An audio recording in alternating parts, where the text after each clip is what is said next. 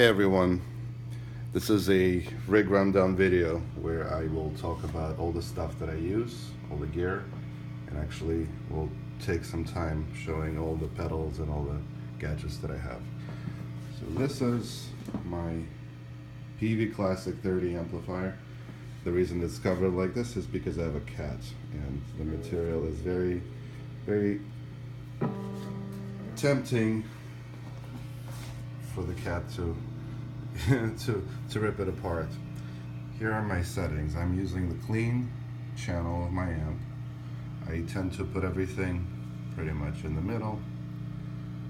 I'm not using the boost, so everything is flat, and when I'm playing live I put treble maybe on 8, but when I'm playing in my house there's too much treble. The amplifier itself is very, very clean, very crisp, and you can hear every note. Alright, it's about on 2 for the house volume. Then we're going to our pedal board. I'll just put my phone here and explain the signal chain.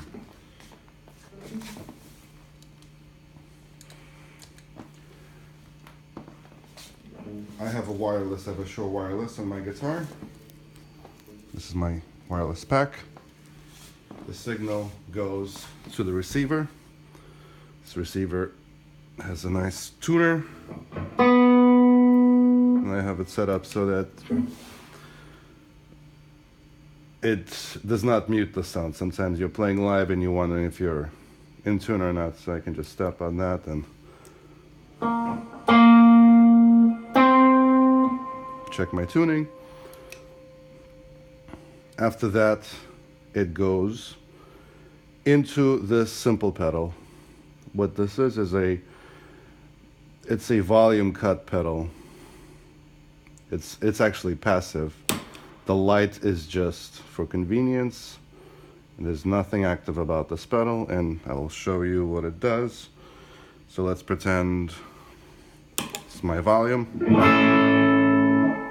Step on this pedal. You can notice that the volume gets cut significantly. That's the way I like it. I don't really use it a lot, but sometimes it's easier to just step on a pedal than reach for your volume knob. And besides, I had this little pedal lying around in my collection of gadgets for several years, and I decided it's finally time to put it on my pedal board. After this one, the signal goes to my wah-wah pedal. It's a Morley Bad Horsie I. It does not have the contour shaping, and it's an automatic wah. The best thing about it is that you don't have to tap, you don't have to switch it on. All you do is you start using it, and then it shuts off. Okay, after this signal goes to my distortion.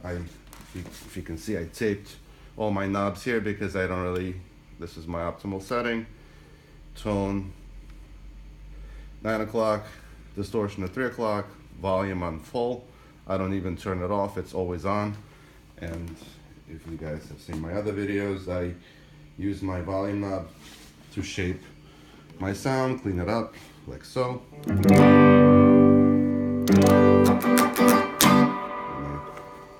Turn up the volume knob and it gets really distorted.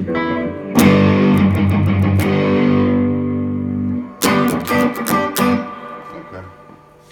After this one, it goes into my freeze pedal by Electro-Harmonix. Also, this is quite unsightly, but I glued all the switch and the knob because I found this ideal position, and with these pedals I noticed that I tend to mess the knob settings and accidentally switching the switch position. And this pedal, the freeze pedal, all it does is freezing any single note or chord or anything. For example, like this. And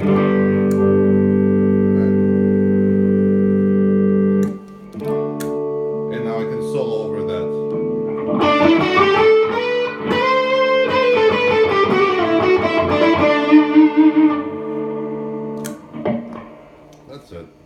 to that is my looper, and this other additional pedal is just, if you can see, it goes in here.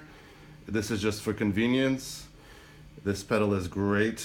The only problem is that to cancel out of a loop, you have to something like triple tap, and this pedal just cancels all the loops. For example,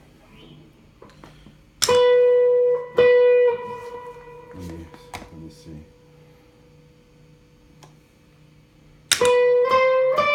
Right? And I recorded it and I canceled it. And then I can use it, I can play it back. Like that. And then if I press and hold, it clears out my loop.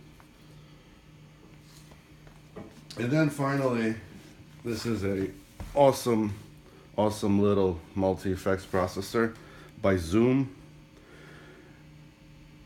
It has the biggest problem for me is that it had these knob tips here, and there's no performance mode of this pedal, meaning that you can accidentally knock the settings out if you're not careful when you're stepping. This is the foot switch, but these are also in place. So I removed the tips. It was not enough, and I took wire cutters and I cut them just so that I can still control what's going on here, but they're not in any way in the way. And what this does is you can have any, just like your typical multi-effects processor, you can chain different effects together, and then you can assign shortcuts to them, so you can loop through different patches. So in my case, I have two main patches. One is nothing, and I called it just squiggly lines. So this does nothing. And if I step on it, it activates my lead patch. Step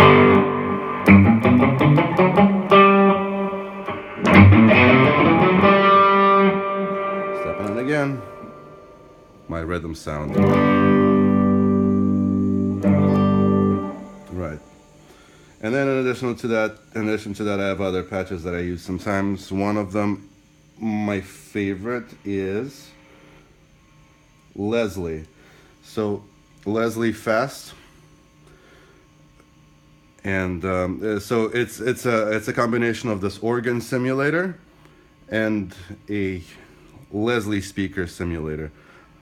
There's some songs where I always use the organ simulator, and then the Leslie, it doesn't really have a fancy, kind of speed switching on the Leslie. It's either on or off, but it sort of sounds like an organ. Let me demonstrate. If I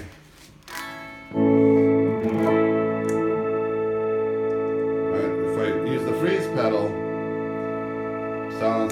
sounds pretty much like an organ. And then if I turn on this fake Leslie,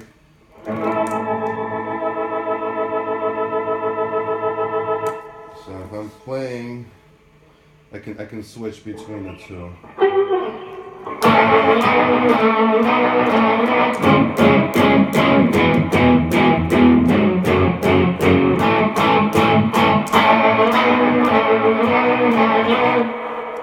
Like that. What else? I have another patch that I use. Flange.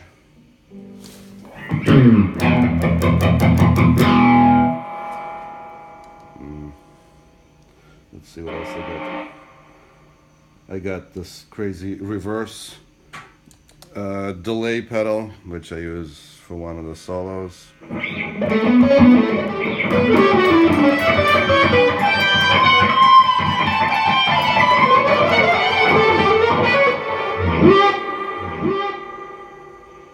I also have the slapback if I want to play some country jazz.